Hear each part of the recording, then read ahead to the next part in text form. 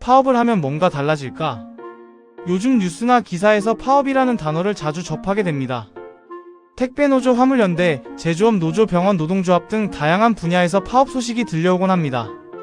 예전에는 일부 대기업 노조 중심의 이야기처럼 느껴졌다면 지금은 물류운송 서비스, 의료 등 우리 생활과 가까운 영역까지 확대되면서 시민들이 직접 체감하는 일이 많아졌습니다. 그래서 많은 분들이 파업을 하면 정말 달라지는 것이 있는가? 왜 일을 멈추면서까지 파업을 하는가? 라는 궁금증을 가지게 됩니다. 파업은 단순히 일을 하지 않는 행동이 아닙니다. 노동자들이 임금, 근로시간, 안전, 복지, 고용 안정 등 노동조건 개선을 요구하며 집단적으로 노동 제공을 중단하는 행위입니다. 쉽게 말해 회사나 사용자 측과 협상이 잘 되지 않을 때 선택하는 가장 강한 압박 수단이라고 볼 수 있습니다. 개인 한 사람이 회사에 요구하는 것은 한계가 있지만 다수가 함께 움직이면 협상력이 커지기 때문입니다. 파업은 아무 날 갑자기 시작되는 경우보다 일정한 절차를 거쳐 진행됩니다. 먼저 노동조합이 사용자 측과 임금 협상이나 단체 협약 교섭을 진행합니다. 여기서 합의가 이루어지지 않으면 조합원 투표, 조정 절차 등을 거친 뒤 파업 여부를 결정합니다. 즉 감정적으로 바로 일을 멈추는 것이 아니라 여러 단계의 협상 실패 끝에 나오는 경우가 많습니다. 그렇다면 노동자들은 무엇을 얻기 위해 파업을 할까요? 가장 대표적인 이유는 임금 인상입니다. 물가는 오르는데 임금이 그대로라면 실질적인 생활 수준은 떨어질 수밖에 없습니다. 두 번째는 근무 환경 개선입니다. 택배 기사들의 과로 문제, 화물, 노동자들의 장시간 운전, 제조업 현장의 위험 작업 등은 오래전부터 꾸준히 지적되어 왔습니다. 세 번째는 고용 안정입니다. 비정규직 전환, 계약 해지 문제, 구조조정 반대 등도 주요 원인입니다. 네 번째는 복지와 처우 개선입니다. 휴가, 수당, 식대, 안전장비 지급 등 현실적인 문제들도 파업 이유가 됩니다. 특히 택배노조 파업은 많은 시민들이 직접 체감했던 사례입니다. 배송 지연이 발생하면 소비자 입장에서는 불편함이 큽니다. 하지만 노동자 측에서는 분류작업 부담, 장시간 노동, 과로사 문제 등을 이유로 개선을 요구해 왔습니다. 단순히 배송을 멈춘 것이 아니라 그동안 보이지 않던 노동 현실을 사회에 알리는 계기가 되었다는 평가도 있습니다. 화물연대 파업 역시 사회적 파장이 큽니다.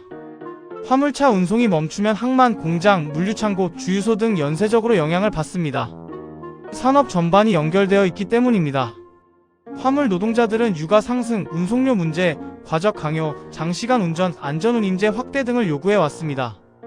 화물 운송은 도로 위 안전과도 직결되기 때문에 단순히 돈 문제만은 아니라는 주장도 있습니다. 그렇다면 실제로 파업을 하면 결과가 있을까요? 답은 경우에 따라 있다입니다. 일부 파업은 임금 인상, 수당 개선, 인력 충원, 제도 개선 등 실질적인 성과를 얻습니다. 사용자 측이 협상 테이블로 다시 나오게 만드는 효과도 있습니다. 역사적으로도 노동시간 단축, 주유제도, 산업안전 강화, 휴가제도 확대 등은 노동계의 지속적인 요구가 영향을 주었습니다. 그러나 모든 파업이 성공하는 것은 아닙니다. 요구안이 과도하다고 여겨지거나 시민 불편이 지나치게 커지면 여론이 돌아설 수 있습니다. 장기 파업이 되면 노동자들도 생계 부담이 커지고 기업은 대체 인력이나 자동화, 외주화 등을 검토하게 됩니다. 결국 파업은 강력하지만 위험 부담도 큰 수단입니다. 기업 입장에서 파업은 손실이 큽니다. 가장 먼저 생산 차질이 생깁니다. 제조업이라면 공장이 멈추고 납품 일정이 꼬입니다. 택배사는 배송 지연으로 고객 불만이 쌓입니다. 화물 운송이 멈추면 원자재와 완제품 이동이 막혀 산업 전체가 흔들릴 수 있습니다. 여기에 거래처 신뢰 하락, 브랜드 이미지 손상, 주가 변동 등 보이지 않는 손실도 발생합니다. 그렇다면 파업에 참여한 노동자들은 일을 하지 않는 동안 임금을 받을까요? 일반적으로는 받지 못하는 경우가 많습니다. 무노동 무임금 원칙이 적용되기 때문입니다. 즉 노동자들도 경제적 손해를 감수하면서 참여하는 것입니다. 외부에서 보기엔 단순히 일을 쉬는 것처럼 보일 수 있으나 실제로는 생계 부담을 안고 행동하는 경우가 많습니다. 왜 이런 부담을 감수하면서까지 파업을 할까요? 노동자 입장에서는 여러 차례 대화를 시도했지만 변화가 없다고 느낄 수 있습니다. 과로, 저임금, 위험한 환경, 불안정한 계약 문제가 반복되면 마지막 수단으로 파업을 선택하게 됩니다. 반대로 기업은 경영 악화, 비용 부담, 경쟁 심화를 이유로 요구를 모두 수용하기 어렵다고 주장합니다. 결국 파업은 양측의 이해관계가 충돌한 결과입니다. 지금 시대의 파업은 과거와 의미가 조금 다릅니다. 예전에는 생존권 확보가 중심이었다면 지금은 워라밸, 정신건강, 산업안전, 플랫폼, 노동자 권리, 지속 가능한 노동환경 등 더 넓은 문제로 확대되고 있습니다. 단순히 월급 몇 %의 문제가 아니라 사람답게 일할 수 있는 구조를 요구하는 목소리도 커졌습니다.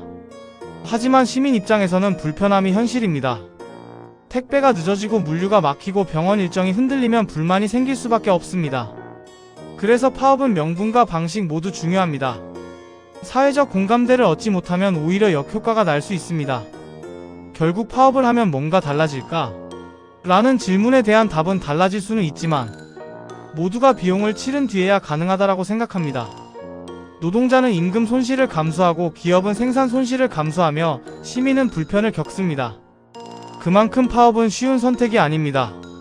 가장 좋은 사회는 파업이 자주 일어나는 사회가 아니라 파업까지 가지 않아도 대화와 타협으로 해결되는 사회일 것입니다. 노동자의 권리도 존중받고 기업의 경쟁력도 유지되며 시민의 일상도 지켜지는 균형이 필요합니다. 파업은 단순한 충돌이 아니라 해결되지 않은 문제가 쌓였다는 신호일 수 있습니다.